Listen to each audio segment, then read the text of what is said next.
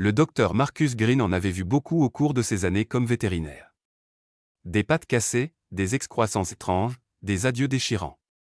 Il savait que ce métier signifiait faire face à des journées difficiles et à des décisions complexes. Mais rien ne l'avait préparé à ce qui allait se passer le jour où Lola, une labrador chocolat enceinte, entra dans sa clinique. Elle ressemblait à n'importe quelle future maman canine, remuant la queue en se dandinant joyeusement jusqu'à la porte, sans se douter de rien. L'accouchement commença comme des dizaines d'autres qu'il avait déjà réalisés. Mais quelque chose se produisit à mi-chemin. Le changement fut si étrange et inattendu qu'il s'immobilisa. À partir de ce moment, l'histoire prit une tournure que personne n'aurait pu prévoir. Avant de commencer, appuyez sur le bouton « J'aime » et abonnez-vous si ce n'est pas déjà fait, puis activez la cloche pour ne rater aucune nouvelle histoire. Madame Thompson entra dans le cabinet du docteur Green, tenant dans ses bras Lola, sa labrador chocolat, l'air à la fois inquiète et pleine d'espoir. Lola allait devenir maman pour la première fois. Le docteur Green lui adressa un sourire bienveillant et quelques mots rassurants. Tout semblait normal. Madame Thompson hocha la tête, essayant de calmer ses nerfs. Lola n'était pas qu'un simple chien, elle faisait partie de la famille. Les labradors chocolat sont connus pour leur grand cœur et leur nature douce. Et Lola ne faisait pas exception. Mais ce qu'aucun d'eux ne savait, ce que personne n'aurait pu deviner, c'est que cette grossesse n'avait rien d'ordinaire. Les Thompson avaient toujours considéré Lola comme un membre à part entière de la famille. Alors, quand le moment arriva, Madame Thompson ne voulut prendre aucun risque. Elle l'amena à la clinique du docteur Green, espérant un accouchement sans encombre et un peu de tranquillité d'esprit. Le vétérinaire faisait ce métier depuis des années, et cela se voyait. Bien sûr, de nombreux chiens mettent bas sans problème à la maison. Mais comme Lola était une jeune maman, la clinique restait le choix le plus sûr. Et avec ce qui allait se passer, cette décision s'avéra plus importante qu'il ne l'imaginait. Quand le docteur Green vit Lola ce jour-là, il eut un moment de surprise. Son ventre avait beaucoup grossi depuis la dernière visite, plus qu'il ne s'y attendait. Il jeta un œil aux radiographies prises le matin même et hocha la tête en silence. La journée s'annonçait longue. Se tournant vers Madame Thompson, il lui expliqua doucement que Lola portait probablement une grande portée. Ses yeux écarquillés en disaient long. L'équipe prépara la salle et se mit en place. Depuis près de 2 mois, Madame Thompson comptait les jours. C'est à peu près la durée moyenne d'une gestation canine. Elle avait préparé la maison avec soin, achetant tout le nécessaire, imaginant déjà les petites pattes courir sur le sol. Alors, lorsque le grand jour arriva, la clinique était remplie d'une tension douce mais palpable. Tout le monde était prêt. Le docteur Green dirigea l'accouchement avec des gestes calmes et précis. Même les infirmières sentaient leur cœur battre un peu plus vite que d'habitude. Le vétérinaire se souvenait de Lola lors de sa dernière visite, une boule d'énergie joyeuse, remuant la queue sans arrêt. Comme la plupart des labradors, elle débordait de vie et adorait l'attention. Mais cette fois, tout avait changé. Lola était agitée, haletante, gémissante. Ses yeux se promenaient nerveusement dans la pièce. Elle n'était plus son moi joyeux. Le docteur Green n'eut pas besoin de deviner, il avait déjà vu cela. Lola était en train de mettre bas, et cela allait très vite. Il fit un signe calme à Madame Thompson et appela son équipe. Quoi qu'il arrive, Lola avait besoin d'eux plus que jamais. Madame Thompson, incapable de rester assise, regardait Lola avec angoisse. Le docteur Green lui rappela doucement que les chiens ressentent les émotions humaines, et qu'en ce moment, Lola avait besoin de sa sérénité. Elle inspira profondément et posa sa main sur le dos de Lola. Son geste était doux et stable, et bientôt, toutes deux commencèrent à se détendre. C'était un petit moment, mais il comptait. Le docteur Green donna le signal, et l'équipe déplaça précautionneusement Lola vers la zone d'accouchement. Les chiots allaient bientôt arriver, tout le monde le sentait. La pièce devint silencieuse, dans l'attente du premier signe de vie.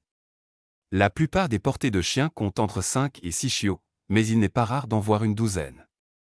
Madame Thompson, assise tout près, comptait nerveusement chaque petit corps à mesure qu'il apparaissait, espérant silencieusement qu'ils soient tous en bonne santé. Lola faisait sa part comme une vraie championne, concentrée et courageuse. Même si les chiens savent généralement gérer seuls leur mise bas, le docteur Green resta à proximité, ganté et prêt à intervenir au besoin. L'atmosphère était tendue, mais pleine d'espoir. Chaque nouveau chiot apportait un souffle de soulagement et d'émerveillement. Tout le monde se penchait, impatient de découvrir combien de surprises Lola réservait encore. Chez les chiens, le travail est généralement rapide comparé à celui des humains. Pourtant, au début, personne ne savait combien de temps cela durerait ni combien de chiots allaient naître. Un par un, il arrivèrent 4, puis 6, puis 8. Le silence gagna la pièce tandis que le compte augmentait encore. Lorsqu'enfin tout fut terminé, 12 chiots en parfaite santé avaient vu le jour. Ce fut un accouchement rare et épuisant, mais surtout inoubliable. La portée de Lola était aussi colorée qu'elle était grande, 3 noirs, 4 chocolats, 3 jaunes et un argenté blotti parmi les autres. Ce dernier attira immédiatement l'attention. Les labradors argentés sont rares, et ce petit-là brillait doucement sous les lumières. L'équipe sourit en constatant la parfaite répartition, 6 femelles et 6 mâles. Cela ressemblait à un petit miracle. Mais alors que les chiots remuaient et gémissaient, quelque chose changea soudainement. L'un des petits resta immobile. Ses minuscules pattes ne bougeaient pas, et aucun son ne sortait de sa bouche. La pièce se tendit.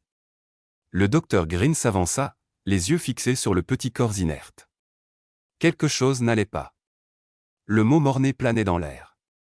Madame Thompson porta la main à sa bouche, les yeux écarquillés d'inquiétude. Mais le docteur Green n'était pas prêt à abandonner. Il frotta doucement la poitrine du chiot, la réchauffant, priant pour qu'il se batte. Lola venait tout juste de mettre au monde 11 chiots remuants et en bonne santé. Elle était épuisée, à bout de force. Mais ce n'était pas fini. Alors que le docteur Green s'efforçait de ranimer le petit, Lola se leva lentement. Elle s'approcha de l'endroit où l'équipe s'était rassemblée et toucha doucement le minuscule corps de son museau. Ce n'était pas un geste affolé, mais un contact tendre et sûr, comme une mère murmurant à son bébé « Je suis là ». La pièce retomba dans le silence. Malgré tous les outils et la formation des vétérinaires, parfois, c'est le toucher d'une mère qui fait toute la différence. Au moment où l'espoir semblait s'évanouir, le petit chiot laissa échapper le souffle le plus faible, puis un autre. Lola lui donna quelques coups de langue tendre, comme si elle n'avait jamais douté que son bébé s'en sortirait. Elle se recoucha, s'enroulant protectrice autour de sa portée désormais complète. Le soulagement envahit la pièce, mais le docteur Green sentait que ce n'était pas encore terminé. Ce qui attira vraiment l'attention de tous, c'était le mélange de couleurs. Les labradors naissent habituellement noirs, jaunes ou chocolat. Mais la portée de Lola présentait toutes les teintes possibles, avec en plus un chiot argenté qui ne correspondait à aucun standard connu. Quelque chose d'étrange se passait, et ce n'était pas qu'une question de génétique. Lors du premier examen, tout semblait parfait. Mais un appel de Madame Thompson changea la donne. Elle mentionna que 6 chiots avaient ouvert les yeux, tandis que les autres non. Les chiots ouvrent généralement les yeux à peu près au même moment. Le docteur Green proposa donc de se rendre chez elle. Il commença sa visite en prenant chaque chiot un par un, en commençant par Miracle, celle qui avait une tache blanche sur la poitrine, mais ce n'était pas la marque qui l'arrêta. C'étaient ses yeux. L'un était du brun profond habituel, mais l'autre d'un bleu éclatant. L'hétérochromie est rare chez les labradors. Le docteur Green se tourna vers Madame Thompson et demanda si d'autres chiots ressemblaient à Miracle. Elle hocha la tête, Destiny, oui. Destiny partageait les mêmes yeux bleus et bruns, la marque blanche sur la poitrine et même une queue recourbée, et chose peu courante chez les labradors. Ces chiens sont faits pour l'eau, leur queue droite agit comme un gouvernail. Mais Miracle et Destiny avaient des queues recourbées qui, avec leurs yeux rares et leurs marques particulières, soulevaient encore plus de questions. Ces deux chiots n'étaient pas simplement différents. Ils étaient uniques. Le docteur Green ne pouvait se défaire du sentiment que quelque chose dans la portée de Lola ne collait pas. Il suggéra donc doucement un test ADN. Madame Thompson semblait inquiète.